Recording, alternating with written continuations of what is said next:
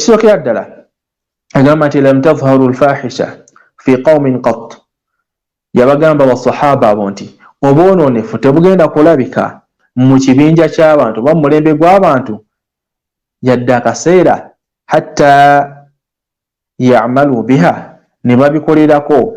Mu riwaya egamba nti hatta yu'linu biha, oba ne babirangira ne babiyisa nga babimanyi bulungi bonna bye bakola nti bakola ebintu eby'obwononefu, ebintu eby'obwewussa ebitategereka. Nagamba nti illa dhahara fihim at-ta'un, okujjako nga mu kibinja ky'abantu abo abakola ebyo ebintu ne babyewaaniramu, fe tusiyaga, fe twenda, fe tukola biki n'ebisigadde bwe bityo. Agamba nti illa dhahara fihim at-ta'un wal awja' allati lam takun fihim oba allati lam yakun fihim. Naye yagamba nti okujjako abantu abo nga bagenda kukkamu obulwadde obutamanyiddwa ddagala lyabwo, obulwadde obusaasaana ku speed. Mathalan, abantu abasinga tebaagala kiwulira, naye tujja kuwa example ya COVID-19 kubanga ze zimu ku ndwadde ze tutwala nga at-ta'un is spreading ku speed oba high rate.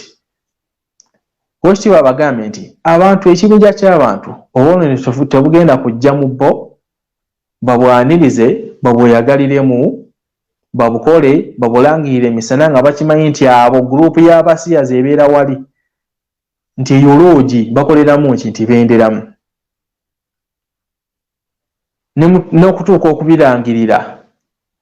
Ebimu ku byalabiseeko masajidi bazisibye, emizikiti Allah mwe tusinziza Allah n'okumwegayirira okutusonya n'okutulongoosa, loogi ne zirekebwawo ne basalawo bakoleremu bye bakoleramu, okujjako nga Allah already ebitulimu agenda kubyongera mu bwongezi. Ebyo tulimu ebyakajanja nti weevuli era biki bana, era twenenyeze nnyo Allah era tumusaba atusaasire kubanga tulimu ebyo abasinga muli awo temula. Naye Allah lwaki tuteekamu tusaba Allah abeere nga akitutaasa ya Rabbi, naye abakirozezzaako bakirozezzaako ekyaddala.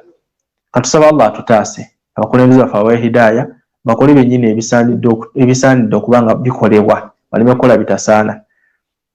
Bwe tunaakola ebyo, mukola amazambi ne tugewaaniramu, ne tukola bali tubamanyi bakola bino nga wallahi beeyolese, tebeekweka na kwekeka. Abantu olwogi bazigenda mu misana, abasiyazi baabo embaga bazikola misana, obujuzi poliisi yabakutte Nansana, ababba misana, abatta misana.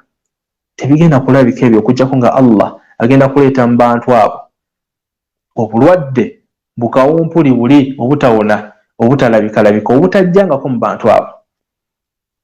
Kati tubitunula ebyo byonna, tutunuulira obulwadde obwo obuzze, embeera ze butuyisizzaamu, na byonna bituwangaliddemu ennaku zino. Tureflectinga ku bigambo by'Oweekitiibwa Muhammadin sallallahu alaihi wasallama byayogera. Yabyogera myaka emeka emabega, myaka mingi nnyo. Naye tubitunuulira kati wallahi birabika, bituwangaaliramu. Bwa muli awo nti ate ensi fulaani bali bwe bati, ate ensi bweti bigize. Era byonna tubitunuulidde. Obwononefu obw'ekimmemme tebwatandika dda mu nsi ezo, obulwadde gye bwatandikira. Babikola byonna ne bakola bye bakoze, naye Allah alina engeri gy'aleetamu ebintu. Mathalan, ekyokulabirako wano India babirazaayo emabega. India tubamanyi nti be basinga okusinza amasannamu, balina simanyi bushiva, simanyi bushiri, simanyi buki, simanyi ani baani. Naye balaga ebimotoka nga bitisa agasannamu aganene bijja ne bigasuula ne bigayiwa, naye nga okwemulugunya balina nti bino ebintu tubisinziriza ebbanga, naye korona zze n'atwera obwezi nga biri awo bitunula tebitutaasa na tututaasa. Banda Allah akupampinga mu sensi nga ye wakyagalidde, akuzzaamu obwongo waayagalidde, akuwa eddembe ne weerowooleza n'osalawo by'osonze bye weesinza, okole amazambi g'okoze byonna okole. Naye Allah olayagadde nti switch n'agikwatamu, wallahi akuzzawo nawe oba oyagadde. Kati Oweekitiibwa Muhammadin sallallahu alaihi wasallam ensonga emu eba esooka yatugamba nti ekibinja ky'abantu obwononefu tebugenda kubeeyolekamu, babukolereko, babulangire, babweyagaliremu, okukyako nga Allah agenda kutussa mu mbeera ezo zetuwangaliramu kati ez'akanyigo, tetuyinza na kuzeeyagaliramu yadde. Hatta n'abazeeyagaliramu ababbiramu ssente, era akaseera kagenda tutuuka nabo bibanyige. maadhalika Allah asobola bikola vice versa.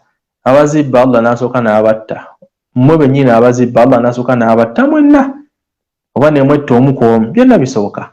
Naye kye twagala byonna al islah, tulongoose.